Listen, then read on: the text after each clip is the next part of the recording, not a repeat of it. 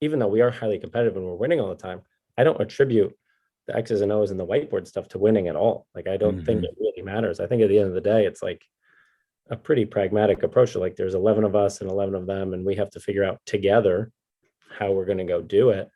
So like, we don't have a formation here. We don't have like a style. We have just, figure each game out as it comes together, figure each other out. I was like more, I guess, of like an environment coach rather than an X's and O's coach.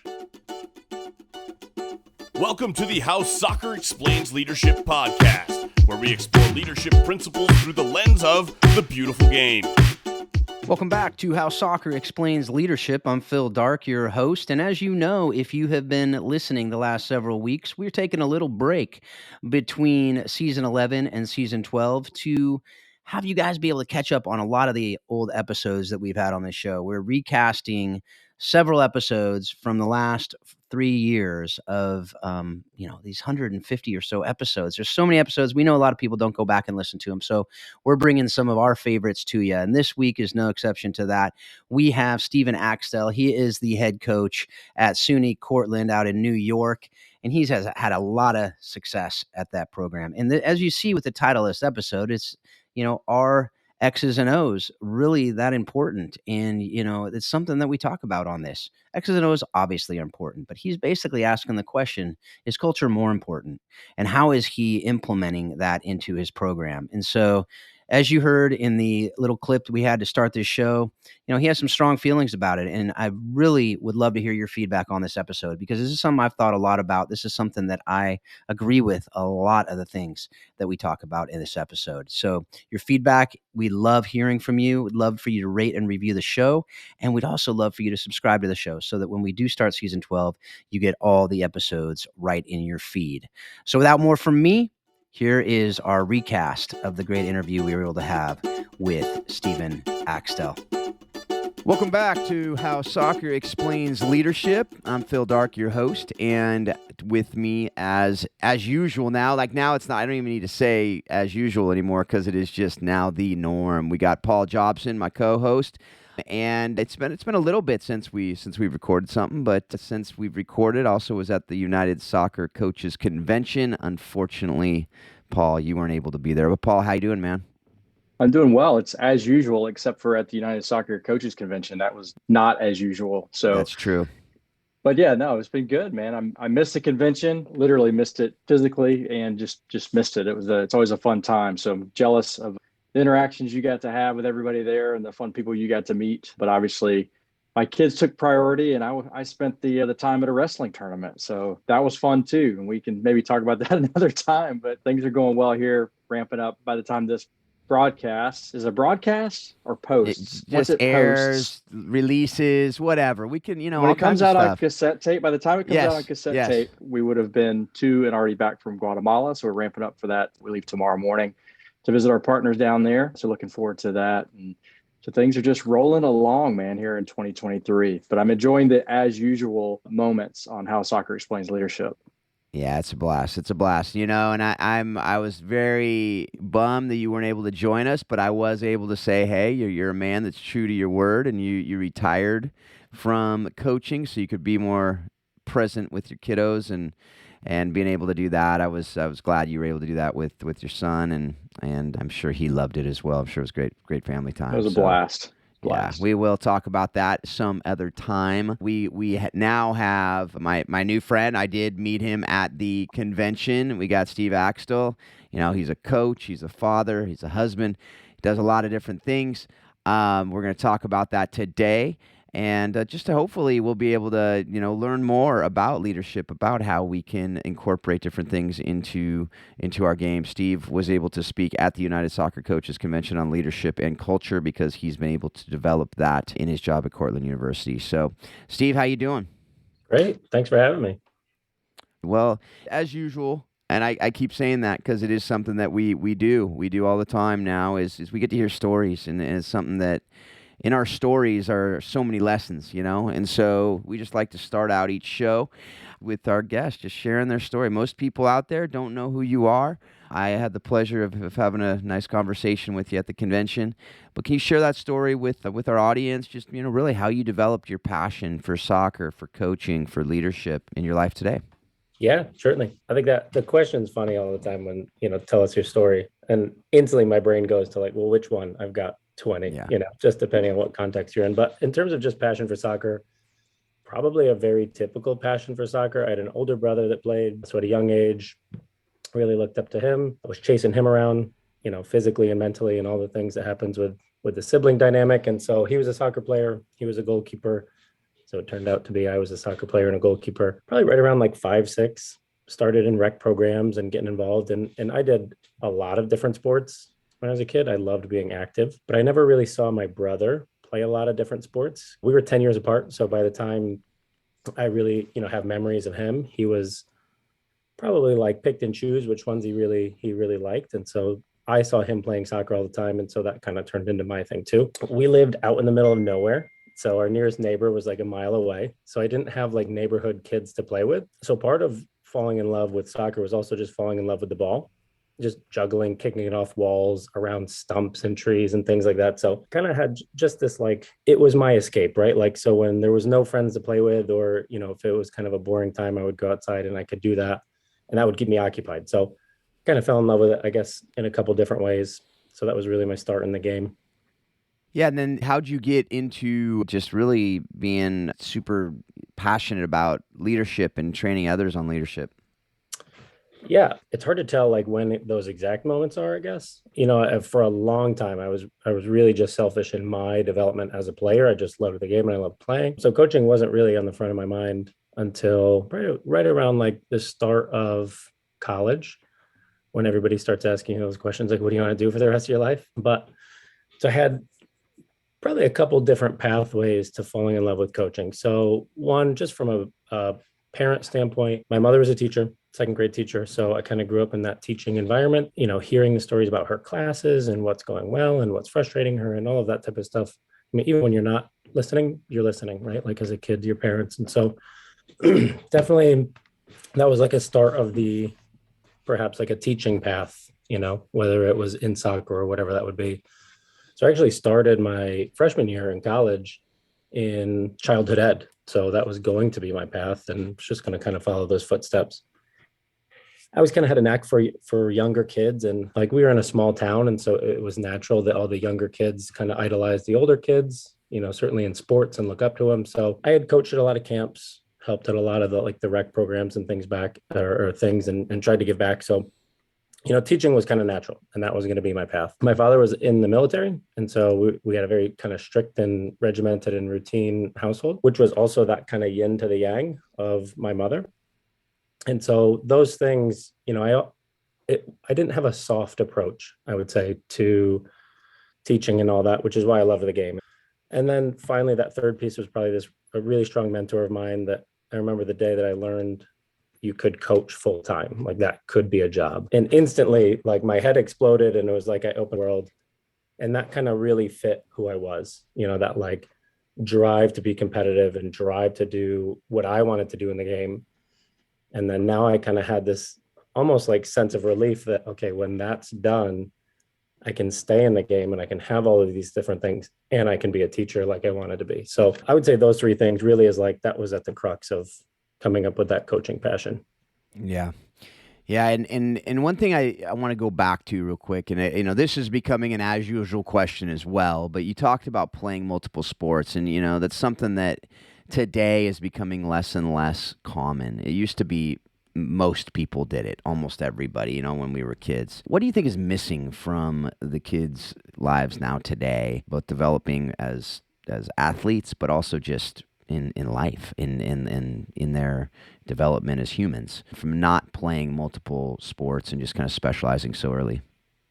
Yeah, I think I'm kind of right in the middle, because I do think there's benefits to, like if you look at international kids that aren't playing, I mean, the really top end ones turn out just fine. Maybe not well-rounded, because I don't know them personally, but what we see from the outside looking in from a soccer side of things turns out fine. And I don't know about injury rates in other countries and things like that. So I don't want to like totally just paint this really broad stroke over it. But in our country, I do think the coaching that kids get at a really young age, I think our best coaches in this country go to the highest levels and work with the oldest players. And that's kind of like a trend. Whereas perhaps in other countries, they put best coaches with young ages that are still developing and maybe teaching them more movement patterns and things like that. So there's a lot at play here, but certainly, you become more well-rounded, hand-eye develops with foot-eye and all of your coordination and movement patterns. So kids miss that. If you're only going to do one thing, you probably get pretty good at one thing, but that's got a pretty distinct set of boundaries on it.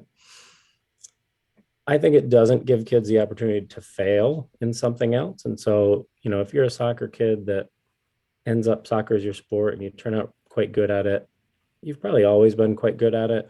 And, that social dynamic on a team, you've always been towards the top of the team and so on. And just so, that's pretty linear, like that experience is probably the same. If you're the top player on a team, that probably looks and feels really similar all across the country, right? Just from a social standpoint. So if you put yourself in a position where you're in sports that you're maybe not as good at, or you're middle of the roster, or maybe even you're bottom of the roster, you're a sub, you have to come off the bench.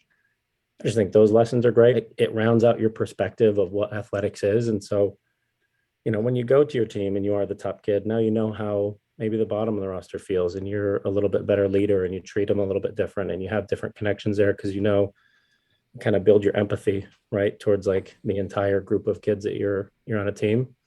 So I definitely think we miss that. I mean, right now, we're working on that with our oldest daughter. She's 13. I think if you asked her, she would say she's a soccer kid, but right now she's playing volleyball and, all that comes with that, she's learning it. And there's been kids that have been playing it far longer than her. And, just that struggle of her being a sub, her not starting and just kind of working through the mental stuff with her.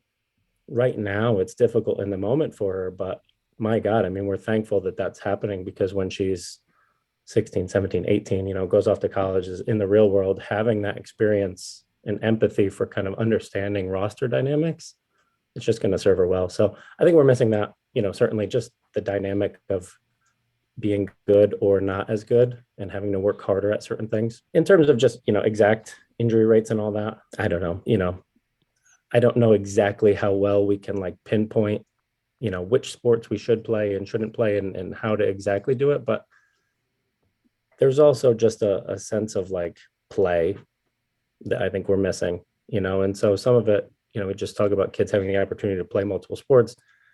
I don't know. I feel like when we grew up, I was playing basketball in my friend's driveway, and then we were playing roller hockey, and then we were throwing a football around. And so I think just the sense of play, uninhibited, unstructured play, I think kids are missing too, because, we tend to just kind of fill their evenings with structured things. And, weekends are on the road. Travel has gotten more, so the club teams, you're traveling 2 hours for a game now, which I don't know, when I was growing up, it was 20 minutes, and so there's pros and cons, but I think we're missing the social piece, the empathy piece of just kind of understanding your teammates more, putting yourself in positions to fail, and then just that sense of play. Yeah, there's so much there. We could go for days and days, but we don't have that. It could be a whole topic.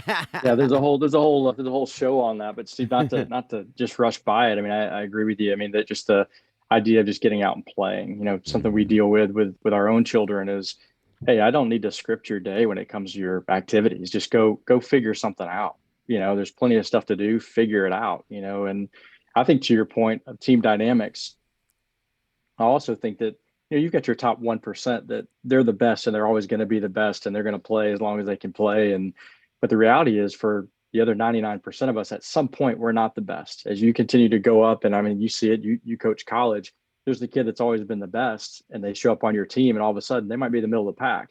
If they haven't experienced that maybe in another sport, they have no idea how to handle that. So your point is, I think, right on with that.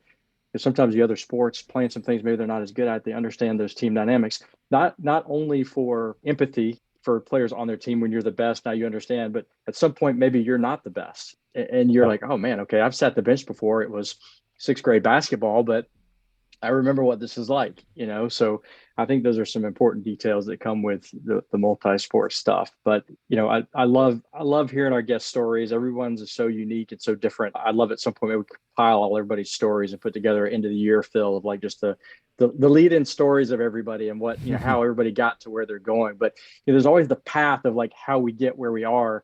And as you kind of define who you are as a coach, always also like to hear, like, what is your why? Like, what is your personal why in life and your purpose, and how are you living that out now?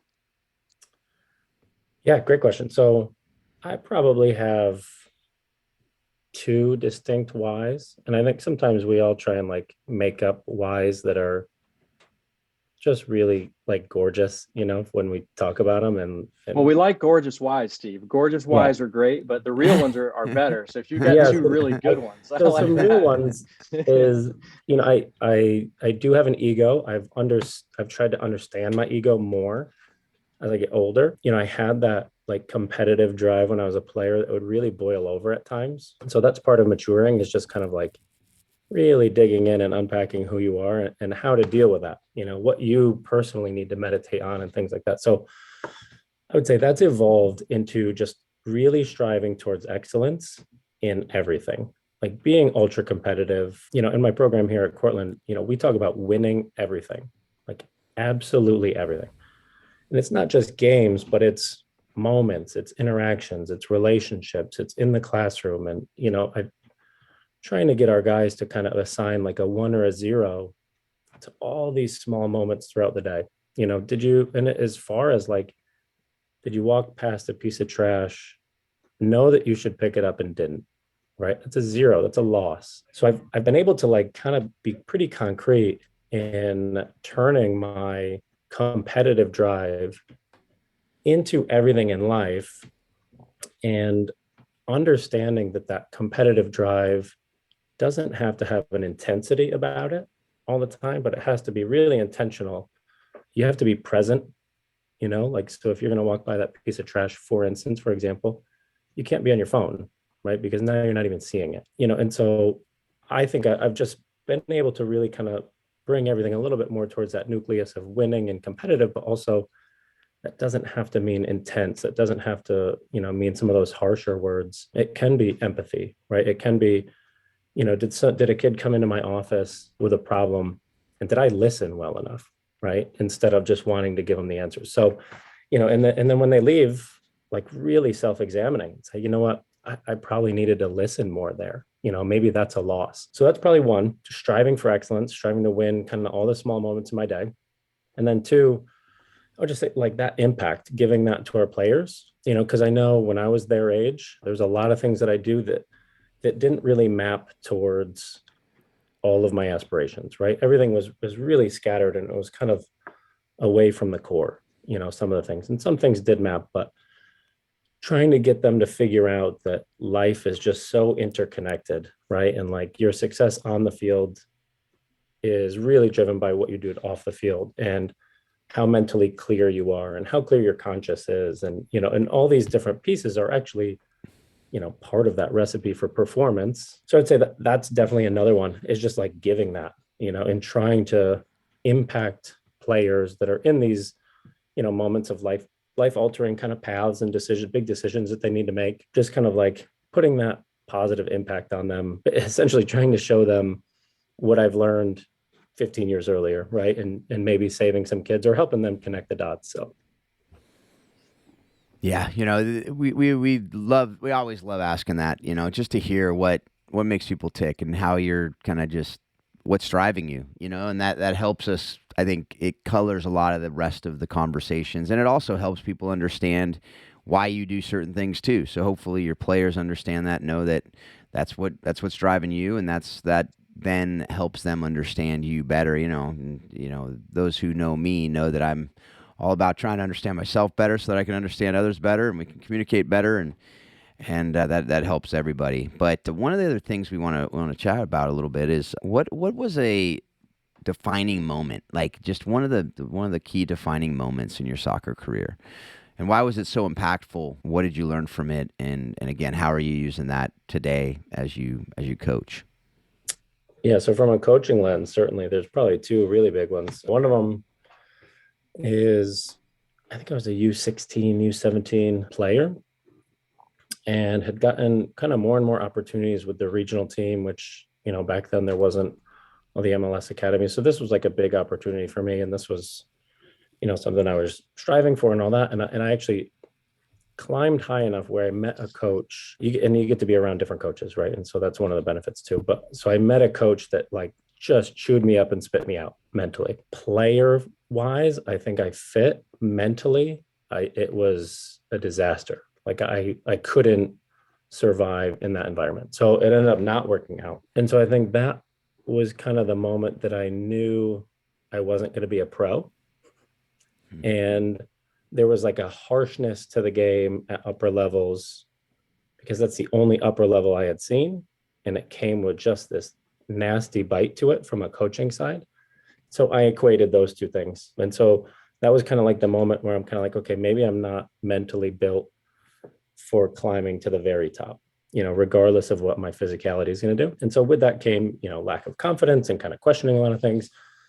But so then I carried that moment into, coaching. That coaching lesson is like, you have to coach the individual, not who you are. You have to coach how they're going to receive it. Right. And so part of that is I always question, what would have happened at upper levels had I met a coach that was maybe just fit me better.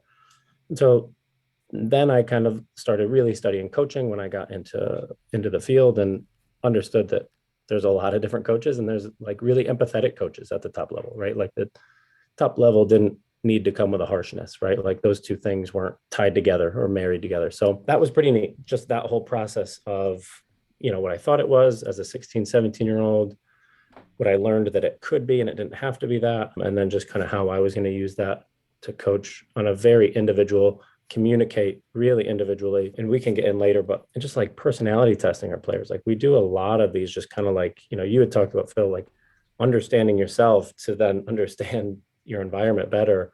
I mean, we just pour over that type of stuff with our college guys. So that's probably one. Number two is, let's see, probably I think it was junior year of college. I had a knee reconstruction. I did ACL, MCL, PCL, kind of the whole thing. I mean, it was just a mess. So, that was an entire year off.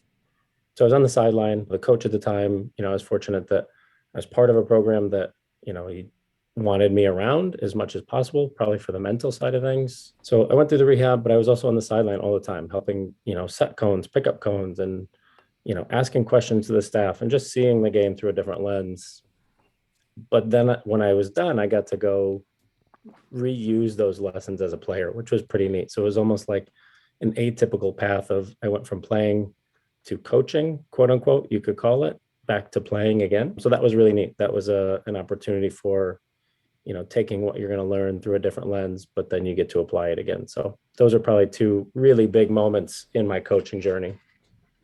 Yeah, let's stay in that vein of, you're talking through some of the different coaches that were influences on you. Is there one in particular? And you mentioned, the impact that maybe, I don't want to say a bad coach, but one that was a little bit more brutal to you, and another one maybe that had a little bit more empathy to you. Is there one coach though in your entire career, in any part of your career, that really stands out as being what you consider to be your best coach, and what set that coach apart from the rest, and what lessons have you brought into your own coaching? I know I was coached by a lot of different people. I had some bad coaches and I brought some great things into my coaching personality from them. And I had some great coaches that I wanted to get as much as I could from them as well. But I know I've got one that stands out for me. What about yourself?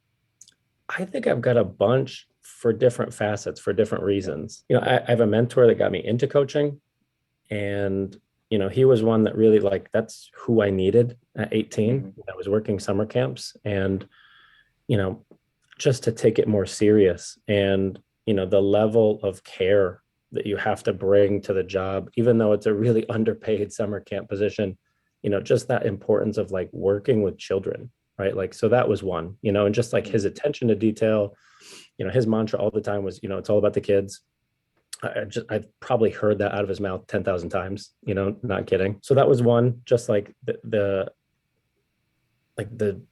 how devoted you have to be to trying to be great for children, right? Like, so that was one. He had that to a T. My two goalkeeper coaches when I was a young kid, like when I started in 12 years old, just like their inspiration to like want more. So like helping me like really fall in love with the game, not just loving it, but like this is now an identity and I want to go after that. And so, those two for that. My college coach, he was a great person, right? So like if there was a human that you wanted to look up to, that was him, right? And so, yeah, I would say that there's probably 3 or 4 like just amazing coaches that I can pull facets of them and say, yeah, those were big time lessons to be learned.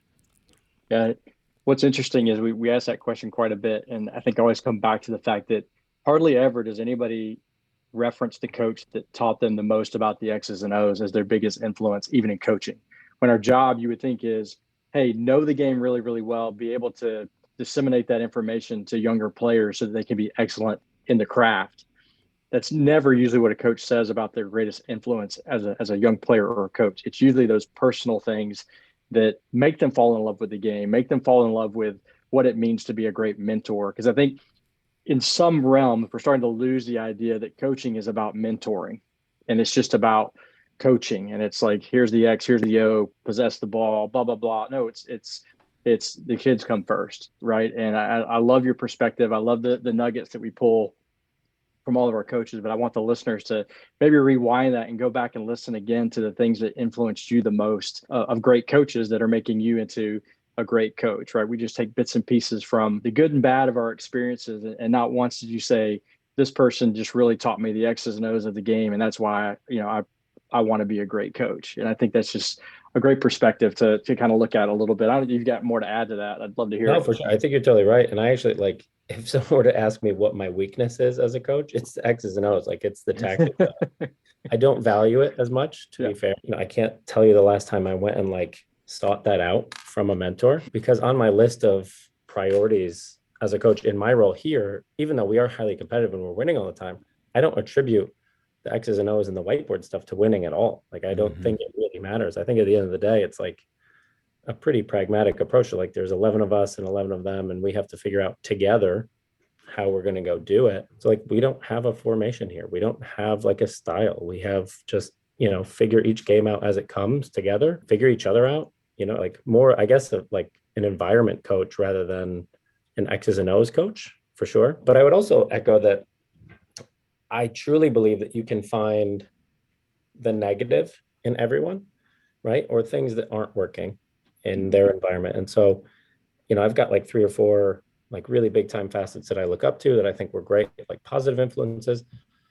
But I also don't have this belief that myself or anyone is perfect, right? Like no one is the exact replica of what you should try to do. And I think, too often we think we're a finished product, or, the players want to emulate everything that you do, right? They're either like so enthralled with it, but you're kind of like, you have to figure out you first, and then the pieces that you need to try and emulate, and then maybe the pieces that you already have. So yeah, I think coaching is a lot of like figuring yourself out, from a grand scope, and then taking small pieces, right? Like instead of a broad stroke of that's exactly who I want to be and I'm going to emulate everything that they do, take the pieces that you need and then leave the pieces that you don't. And then you end up being more of yourself, I think, at the end of that process. Yeah, I totally agree with that. Yeah, and I do as well. I mean, it's why we're doing this show, right? Is this idea of, most of the training coaches get is the vast majority, not even close, is X's and O's. It's the practice plans. It's, the field sessions. It's how to do this and where to put the cones and how to do the whatever things. And obviously that's necessary.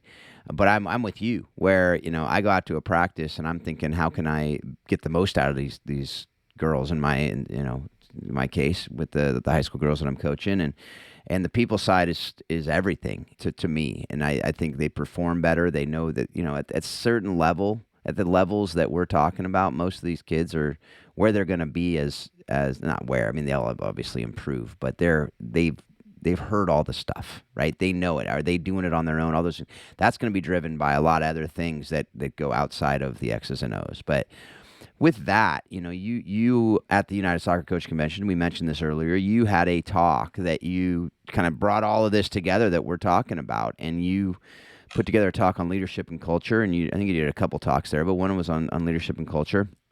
Can you just briefly share, obviously we don't have an hour right now for you to go through the whole presentation and do everything, but can you briefly share on what you talked about, and then we just kind of go through it a little bit. Why is it important, what you talked about, why is it important for coaches and teams to understand it?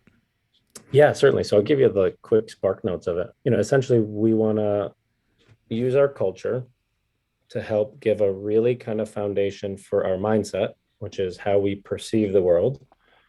And, you take your mindset and then, something happens and then you decide what that means to you. And then you move back to your mindset in terms of, okay, now there's going to be another action, and that process keeps going. But I think, and we've got a graphic here with my team, that culture also affects mindset.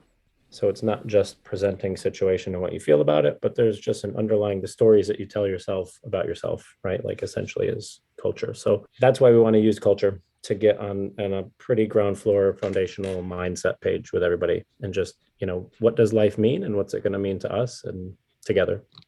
We want to use culture to be high performing. So part of high performing is, for us, our big pillars are kind of communication and interaction, roles, responsibilities, and expectations. And then I would just say kind of like who you are when you're not in the group matters to us a lot too. And that's part of our culture, is not just who you are as a Cortland soccer player, but everything that you do throughout the day, right? Those little wins and losses and the small moments are going to add up to really like who we are and how we're perceived, which is then going to change the story we tell ourselves. So we want to try and cement all of those too. The ways that we do it, so the roles, responsibilities, and leadership development is we've got kind of 4 different focuses for each of our classes. So when freshmen come in, it's all about leading yourself.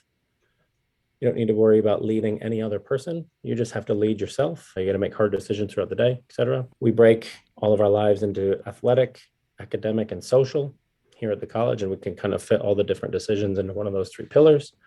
We've got expectations for all those 3 pillars. Sophomore year is all about leading individuals. And so now it is your responsibility to help another person on a one-on-one basis. Some of that is proactive, it's just in terms of what you're trying to give. Some of it's reactive in terms of picking up on red flags and, maintaining our expectations one-on-one. Junior year is leading groups. So we give them kind of real world chances to lead smaller, bigger groups within the team. So for instance, like an example of that would be a junior each month will be the director of community service on our team. And so we'll meet with them before, just, what are your goals? What are your aspirations? What's important to you? How do you define impact? What do you want to do in the community? Then they go do it for a month. We don't make any phone calls. We are totally hands off. You're free to fail if you want. And then we meet at the end and just say what went well, what didn't, what would you change? And then we meet with those 2 players together, the one that just did it, and then the next one to say, hey, do you have any advice? What would you do different? How would you help this person in that role? And then senior year is leading the team. And it's really just kind of like managing our whole pyramid, helping guys with character development and just, being humble. And we call it like foster future leaders, like wanting the young kids to be great. So we have kind of like this saying in our program that like you just heard, like you're free to fail, like there is no safety net below you, because I think that goes into accountability, and that's a good thing. But there's a lot of hands above you. If you want to reach up and strive with your life, we want to have a lot of older guys with, hands reaching down, ready to pull you towards better. And those are our seniors. So that's our leadership development. Then we get into that interaction communication. We do personality testing. We do 3 different ones: Myers-Briggs, True Colors, and the Big 5. I would say the majority of preseason, when we're not on the field, is done with the personality testing and just kind of who's who and learning about each other. I mean, that is like 90% of what we're doing off the field for about a week and a half. And then the last one is our character development sheet. So we've got 19 character traits that about 7 years ago, the team came up with the staff to say, this is what's important to us. Here's what we want to critique each other on. And essentially it's this rubric where you go and you critique all your teammates. You give them a 1 or a 0, whether they have that trait or not. And we do that 4 times a year. So each kid, by the time they're done with us, will have 16 of those peer assessments and character traits. The expectation is that your numbers continue to get better, not worse. We've actually cut kids that continue to get worse, which just for us means you're not buying in, right? Like you're not trying to give those positive character traits to your teammates. And so those were kind of like the three pillars of the presentation: leadership, interaction, communication, and then that character development. And then kind of how do we just tie it all together here. So yeah, those are the not short, but mid-range spark notes. Yeah, that was great. I love how you do that. Now I had the benefit of being able to go through your presentation and and see it, and there's a lot of visuals. I mean, you see the pyramid and just that idea of the different levels of leadership, and those are all the things you've heard. If you listen to this show, you hear about, as we talk about, whether it's coaching the bigger game program and leading yourself, leading the individual, leading the team. Those are all critical. And can you speak to that a little bit more, as far as the fact that I always talk to people about, you can't, if you are, as a coach, from the coaching perspective, but also from the player perspective, but let's say from the coach perspective, we have a lot of coaches listening. We also have a lot of leaders of organizations listening. And what I talk about is, if you as a coach are toxic, then your team will be toxic.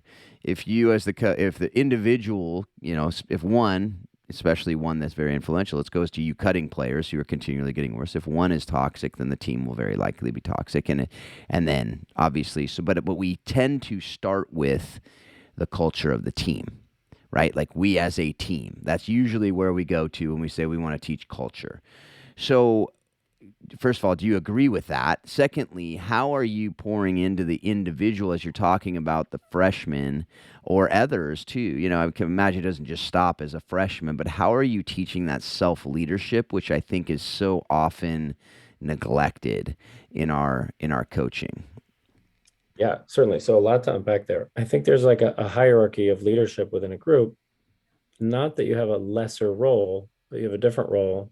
And it's very sequential. They're almost like prereq. So if you can't lead yourself, right, how are you then going to influence one other person in the right direction? Doesn't mean you're not going to have influence, right? I mean, you get some mavericks on the team that just have natural influence for sure. But if we're not catching them in terms of the direction that they're going first, then now they're leading actually in the wrong way. And so then your culture just kind of self-implodes. And I think there's a guy, Jordan Peterson, has a podcast in psychology type of stuff. And I like, one of the things that I like from him is just that, like, clean your room, and like, how are you going to affect change in the world if you can't keep your room clean type of thing, and it, not that my room is spotless all the time, but just talk about just that, take care of yourself first, right? Figure yourself out before you then just try and branch out, and don't get ahead of yourself. So that's kind of like at the crux of, just that hierarchy of leadership. But we tell them that, like, you're all leaders, right, on our team. And we want you to feel like you're leading. We want you to feel like you're having an impact. As a freshman, you have to have an impact on yourself, right? Sophomores, you have to impact on one person. So I think it also doesn't make leading the team this daunting task when you get there, right? Of like, oh my God, I've done nothing and now I'm being asked to do everything. So it's really sequential in the amount of responsibility that you have towards the group, right? You start with, pretty much none. You start with yourself. You get a little bit. Now we're going to give you some opportunities to lead a little bit larger groups and what works and what doesn't work. And then that doesn't seem like a daunting task. And I actually created that in 2012 when I took over. I was really young. And so I'd have a lot of talks with coaches of, how do you run your program? And just trying to soak all that up. And once in a while I would hear coaches, I just don't have great senior leadership this year. I don't have great captains this year. It never made sense to me, because my devil's advocate brain always went to like, well, you've had them for 3 years. Why not? Like, what have you not done? And so I wanted to make sure that I was never in that position, because if that's the way that my mind is going to work, then let's create a system where I don't ever have to say that, right? Like, I'm proud of all of our seniors, no matter, if they get there, man, I mean, that's an achievement in and of itself. So yeah. I forget, remind me, there was a part 2 to this, but that's, I think, the sequential hierarchy of it and why it works. Part 2 of the question, you mean?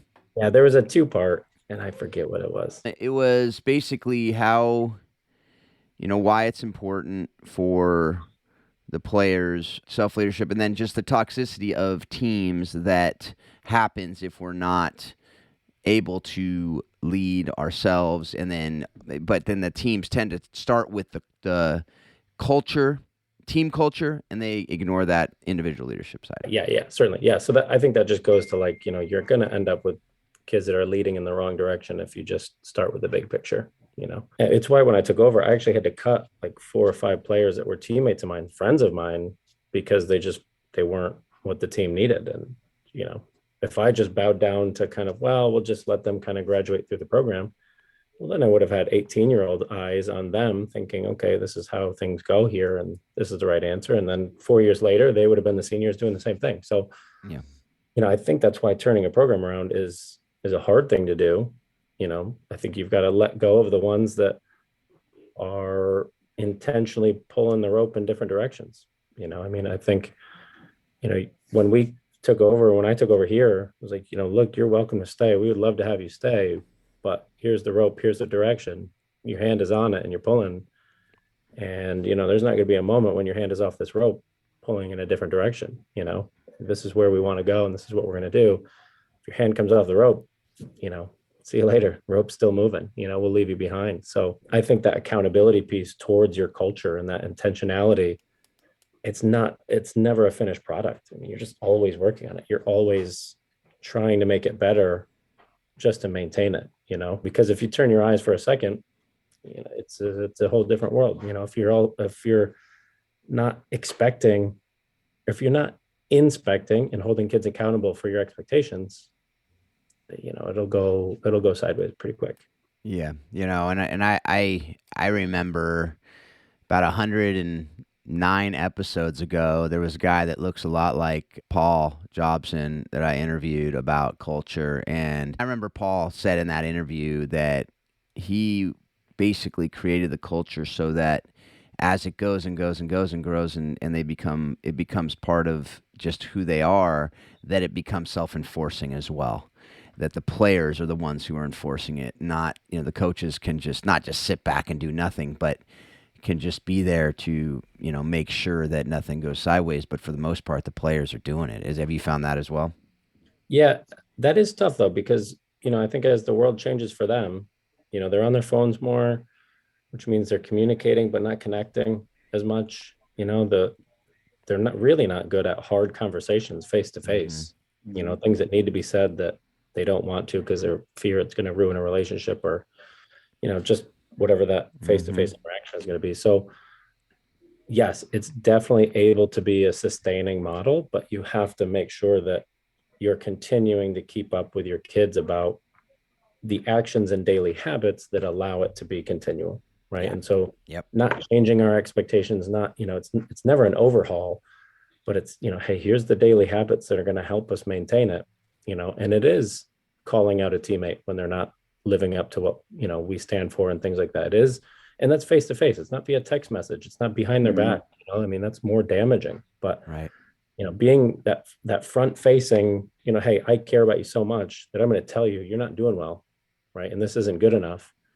That's a level of care, but they don't get that. They don't understand that until someone's driving that point home for 4 years straight. So yes, it definitely can be self-sustaining. We found that it's easier in the past, maybe 4 years, now that I'm 10, 11 years in, but it's definitely something that we have to keep, hammering those harder habits, and not letting them just be comfortable in how they want to interact with each other.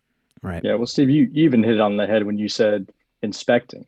Right. I mean, I think as you're changing a culture, there's things that you'll do or not do based on the culture that you're trying to set. And as you've set it and it kind of is self-propelling a little bit, you have to inspect, because as culture changes and as personalities within a team change, the dynamics change constantly. You're always players in, players out. So things are constantly changing. So I agree. The inspection piece, we always said, we want to get to the point where we've got guardrails and we're there to make sure that kids stay on that road. They've got a road ahead of them.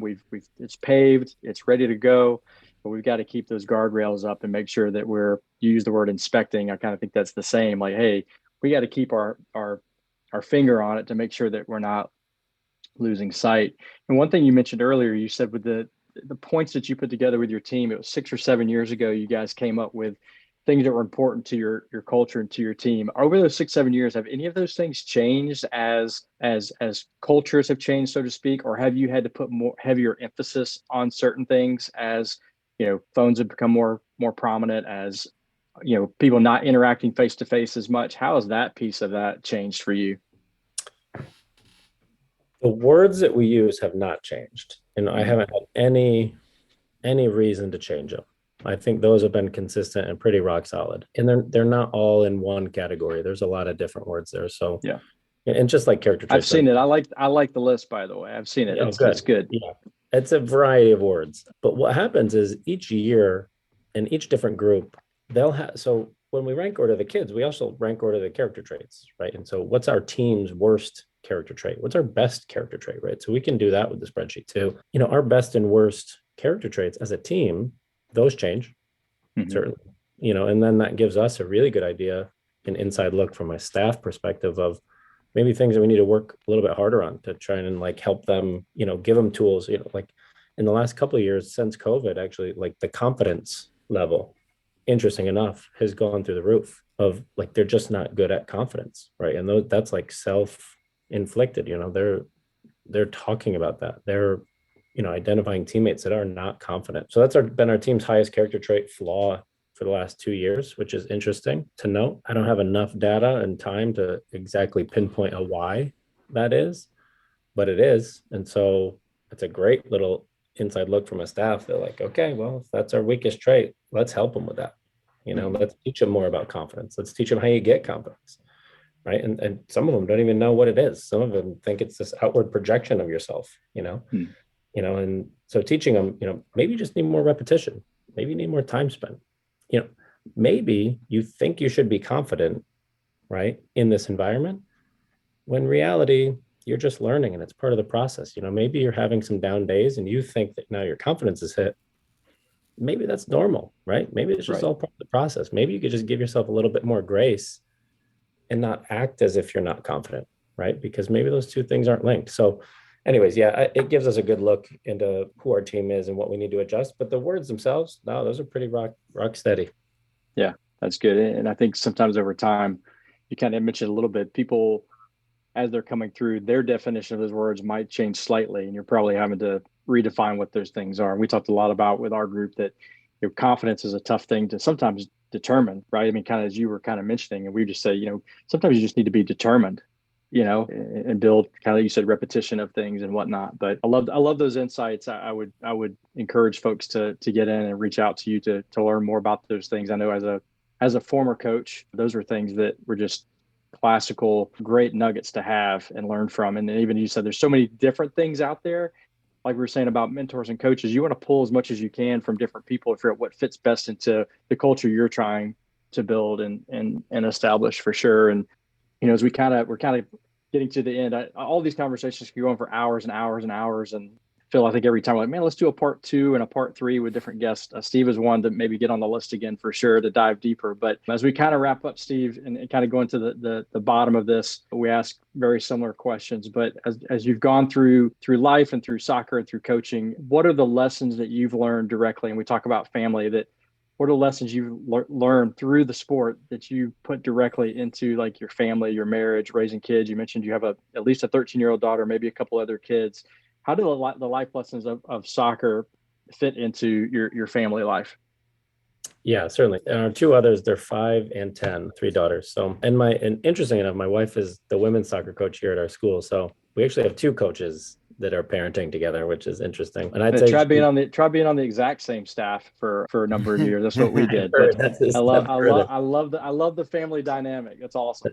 Yeah, what's interesting. So, we're so wrapped up in it that it's hard to compartmentalize the difference between life and soccer, right? I just think life is life, and this is what we do. And so our kids can't get away from it, right? We can't get away from it. And so it's all kind of interconnected. I've become, I'm the mentor that I had when I was working at a summer camp really helped me understand the importance of small moments with children, right? And like how easily you can break mindsets and confidence and their own self-identities, right? And how quickly you can change those and be inspirational. So trying to be intentional in, building confidence in our girls and our daughters, giving them words that, don't have to do with talent, but with hardworking and self-confidence and a lot of that type of stuff. So that way they have growth mindsets. And a lot of like the coaching literature with young kids is just, that is parenting too. And so definitely that, trying to become a great parent by not being a bad coach, right? And like I remember having sessions as a young coach where I'm like, man, if I could do that again, I would, because that sucked, right? Like they deserved better.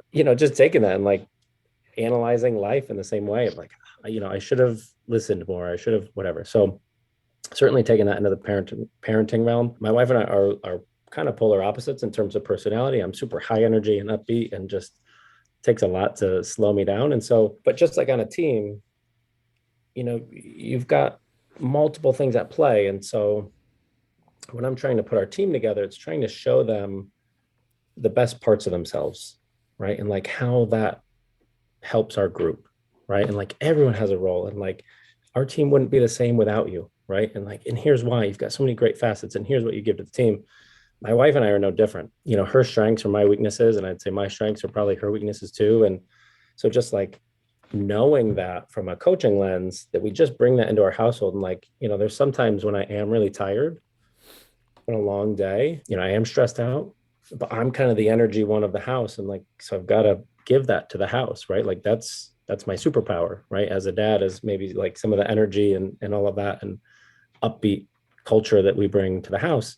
But then when that boils over, my wife is the one that kind of calms everyone back down and keeps us, it's that yin to the yang. And so, but I do think like treating your family like a team, everyone has their special traits that they bring, and they really have to try and bring those all the time. Then, everybody also has a dark side to them, right? That the, inner toxic that like you hopefully learn and mature out of, but like is still in there, right? Like I'm a firm believer that, good and evil runs right through the middle of everyone, and it's about learning yourself and like not putting certain things into the team at certain times. So treating our family as a team, I think that's been, the number one thing is, sometimes we're leaders and sometimes, we're the coach of our kids, but sometimes we're all five of us are on the same team, and, how we interact and letting our kids lead and letting them kind of have star of the show moments and all that. So yeah, it's all interconnected for sure. As it was once said, football is life, right? So it's evident in of course all of our families, and I'm sure many of our listeners, it's the same. And I like that you kind of led with like, well, it's kind of all intertwined. I fully agree with that, and I think the more people kind of dive into it, they realize that it really is. It really is intertwined, and how we are at work and personalities and all that. It does overlap. We talk a lot in our family about team jobs, and and I love how you said allowing our kids to lead at times. Like I think that's important. Kind of the example you gave with your team of there's not a safety net, but there's plenty of hands above you that you can reach up to. And I think as parents, we're that for our children. Hey, you're going to lead this. You have the influence in this moment. Go, fail now or succeed. We're here either way, but we're up here for you, not down below you. Waiting to catch you when you fall. I just intertwined your entire interview together right there in that moment. But I love it. Yeah. And especially with like the sibling birth order dynamic, right? So like our youngest, you got to give her times to make decisions for everybody. And then you got to get the two oldest ones is like, look, it's not your time, like you're in the backseat right now. Just because you're oldest doesn't mean you get to drive everything here. So yeah, definitely like same thing with teams, right? Like you want everybody to feel special in their own way. You want them to feel like they're contributing. You don't want just this like hierarchy of influence where it's just kind of like my role is to just sit down and shut up for a couple of years. And like, I don't really have a big role here. Like all those type of things that you want to try and squash in your team. It's the same with a family, and just knowing that, you have to have a partner that is a total teammate. Right. And so, one of my biggest things with my team is that hard conversations thing, right? And like that one-on-one, face-to-face, when you screw up, you need a teammate that cares about you so much that's going to tell you. My wife is that to a T, and not in like a joking around male, female, oh, my wife is always on me type of thing, but like true actual moments of my life, or even like, things that I said in a game or like just, she's like, you really screwed that one up. Like she's just brutally honest. But it's good because I always know she's right. Yep. It's never coming from a place of non-love. It's coming from a place that like, she just cares so much that like, and has that belief in me that's like, you have to hold each other accountable. And so finding yourself a teammate that can hold you accountable when you do slip a little bit, I mean, that is just big time. Yeah. It's huge. priceless. 100% agree. Yep. Yeah. And, I've never met your wife, but I met Marcy and I know my wife, and, I just think that we all have that, and it's very fortunate, very blessed in that regard, because we talk about we have team meetings, and we talk about our team as well. And what's cool is I'm kind of a little bit ahead of you guys as far as the kids, and to see that when they grasp that and when they really understand it. And now my oldest is on a Youth with a Mission trip. She's in Nepal. She's trekking Nepal, doing some ministry stuff over there, and to see how the younger siblings are part of her, like they're with her, and we're getting pictures. We're doing FaceTime calls. My son, is at college, and to see how they're interacting, and to see how the older ones are leading the younger, and the younger are pushing and encouraging and loving. And what does that look like? And it's not perfect. It's messy. It's really messy, like any team. But to see that, and to take these lessons, of resilience, of overcoming adversity, of being able to pour into each other, to do the disc training that we do, you talk about colors and all this, like be able to do that with our family. It's not perfect analogies, but it's something that if we're taking the things we're doing with our family to our coaching and vice versa, it'll make everything better. And you talk about it. I was laughing to myself when you're talking about your wife being brutally honest with you. I dissimilar in my wife, and I love it. Like you said, she knows me almost as well as, and probably better than I know myself. And a lot of times, because sometimes I'm delusional. And before sending out a post on social media, as simple as seemingly trivial as that, she's like, that's what you're writing, but what you're actually saying to them is this. And that's what they're hearing and receiving. And I'm like, oh my gosh, I never even thought about, so it's so important for us to have that humility too, and to have people that love us enough to tell us the things that are the really hard things to hear. So love that. All right, man. Well, all good things have to come to an end. So what the last question we have, what have you watched, read, or listened to that has most impacted your thinking on how soccer explains life and leadership?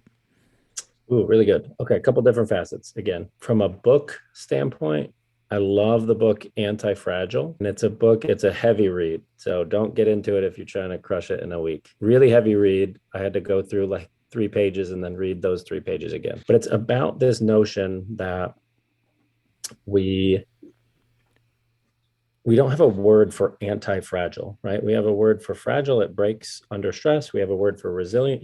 Resilience is it stays the same under stress, but we don't actually have a word in common language about we get stronger when we have stress. And it's the same notion of weightlifting, right? Like you put more weight on, right? And that's a stress to your body, and then your body adapts, and eventually that becomes easier, and you get to that level. And there's plateaus of that, but certainly adding stress is not a bad thing. So I think in modern day, I think the word stress has a really negative connotation.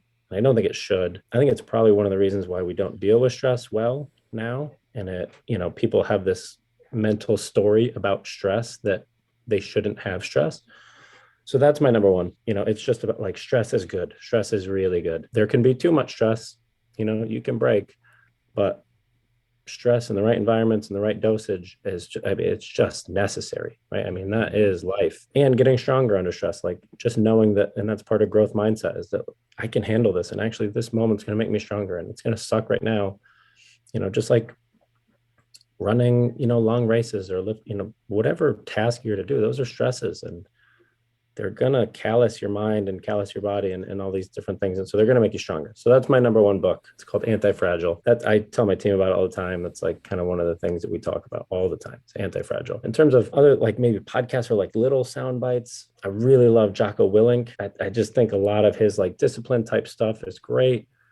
I also think the world needs a lot of discipline right now. I grew up in a disciplined house, so I really I look at that as kind of like a North Star. I what my father brought to my life picture was just incredible from a discipline and structure standpoint. And I think we're in a world where everybody makes a lot of emotional decisions, and everything is meant to feel good. And it's gone really soft, but the discipline of life, it's not always going to feel good. It's not always going to be great, right? You're not always going to have motivation, but here's the things that you need to do and should do, regardless of how you're feeling, I think is also a powerful message. So some of his podcasts, some of his little sound bites, his books that he has are incredible. Those would be my 2 that if I were going to give to people, Anti-Fragile, and then, a lot of the stuff that Jocko's putting out. Yeah, no, it's great. Awesome. I appreciate his stuff as well. All right, well, hey, thanks, Steve. Appreciate you being a part of the conversation, and just keep doing it, man. Keep at it, and keep encouraging and raising up the next leaders. So appreciate you. Thank you guys. Yeah. And I listen to you guys like on repeat now on my drive to and from work. So thank you guys for having all different types of people on, because I'm probably learning 10 times more than I'm giving. So thank you guys. Well, I appreciate that. I appreciate that. Yeah. We are too. We're learning definitely way more than we're giving on this too. And that's the selfish piece of doing the podcast, right, Phil, is what we're getting out of this. I almost feel bad how much I'm getting out of this, but I love it. And I appreciate the things you have to say, Steve, for sure. Yeah, it seems like we're getting master classes all the time, and just from these great leaders doing great things, and very, very grateful that we get to interview guys like you. So thanks a lot, man. Thank you. All right, folks. Well, thanks again for being a part of the conversation. Thank you for just, taking the time to listen, because it means that you're learning as well. You get to learn from these great people as well, and hopefully you're taking it and using it in your life. And on that note, we have, continually you can go check out Warrior Way Soccer and what Paul and Marcy are doing there. As he said, he's going down to Guatemala to continue the partnership there and then to grow those relationships. So check that out, warriorwaysoccer.com. Coaching the Bigger Game, we've been talking about it. We actually met with a few people at the convention, and we're going to be kicking off a cohort in the next month or so. So if you're interested in that, go to Coaching the Bigger Game. You can sign up there and you'll get a demo, and then we'll reach out to you, and hopefully you can join in on that in the next month or so. And if you're interested in disc training, I was able to speak on that at the convention too, and reach out to me there. My email is in the show notes. All of this information, including the book, and we'll get Jocko's podcast as well on there, so you can go there and just click on those links. Just keep it simple for you. And as always, hope that you're taking what you're learning from this show and you're using it to be a better parent, a better spouse, a better friend, a better leader in all that you do. And you continually remind yourself that soccer does explain life and leadership. Thanks a lot. Have a great couple weeks.